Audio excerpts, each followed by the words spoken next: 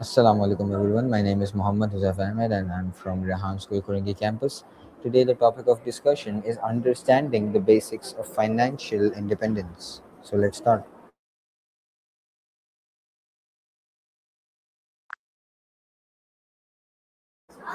Hey ChatGPT, today the topic of discussion with you is understanding the basics of financial independence. That sounds great.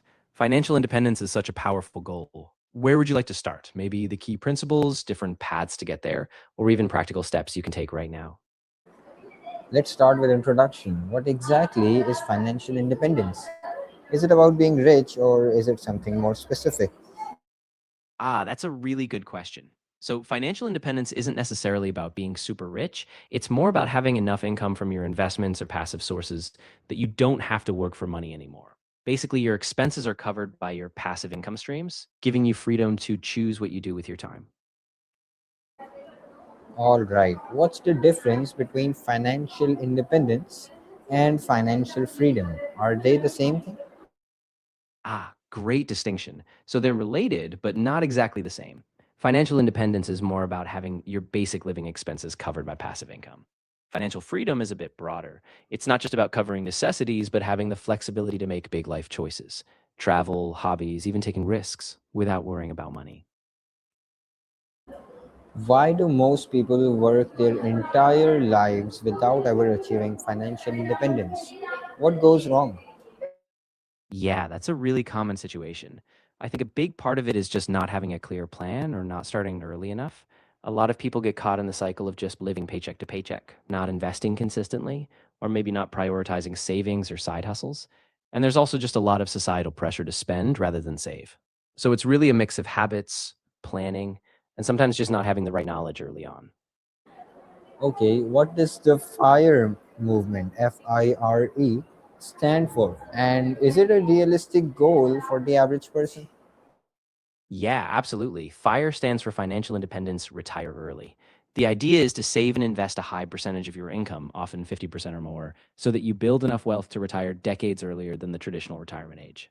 For the average person, it can be challenging, especially depending on income and expenses, but it's definitely realistic with disciplined saving and investing. So it's all about intentionality and patience. What are the fundamental pillars of financial independence? Income, saving, investing, or something else? Yeah, you've got it. The core pillars are basically income, saving, and investing. You need a solid income, obviously, because it's what fuels your savings. Then you focus on saving a large portion of that income. And once you've got some savings, you put it to work by investing, whether that's stocks, real estate, or other vehicles. And of course, a big one is managing expenses, keeping your lifestyle in check so you can channel more toward that growth. How does your mindset and relationship with money affect your ability to build financial independence? Oh, it's huge. Your mindset really shapes your behavior. If you see money as a tool for security and freedom, you're more likely to make intentional choices, like budgeting, saving, and investing. But if money feels like a source of stress or status, it can lead to impulsive spending or avoidance. So, cultivating a growth mindset where you see money as something you can learn about and control makes a big difference. All right, what's the role of passive income in achieving financial independence and how realistic is it for most people? Yeah, passive income is really the engine behind financial independence. It's income that comes in without you actively trading time for money, things like dividends, rental income, or business profits. For most people, it's realistic over time, especially once they build a solid foundation of savings and invest consistently. It might take years, but as those income streams grow, they become a key source of freedom. What are the biggest financial mistakes young people make that delay or destroy their path to independence? Yeah, a big one is lifestyle inflation. As soon as income rises, they up their spending, so they never really get ahead. Another mistake is not investing early. Just saving in a low interest account means missing out on compounding. Also, a lot of young people take on high interest debt, like credit cards, without a plan, and that just eats away at future wealth. So, being intentional from the start really makes a difference. How do you start building toward financial independence when your income is low or inconsistent? Yeah, that's a really common situation. The key is just starting small and being consistent. Even if you can only save a tiny percentage at first, it builds a habit. You can also focus on improving your financial literacy so you make intentional choices and look for side gigs or scalable income streams. things that grow with your effort. So even a regular income can still feel progress.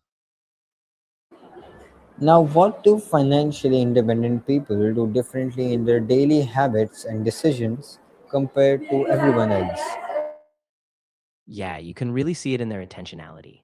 They tend to prioritize long term goals over short term gratification. So they might consistently save, invest, and budget. They often track their net worth, look for ways to increase income, like side hustles or skill building, and they keep their lifestyle modest even as their income grows. So it's all about those daily mindful choices. Now, lastly, what's one concrete financial habit someone can build today that moves them closer to independence? I'd say one really powerful habit is automating your savings. Today, set up a recurring transfer, just a small percentage from your checking to a dedicated savings or investment account. Once it's automated, it's out of sight, out of mind, and you build that momentum toward financial independence step by step. All right, everyone, this was the end of my discussion with ChatGPT. Until the next one, Allah Hafiz.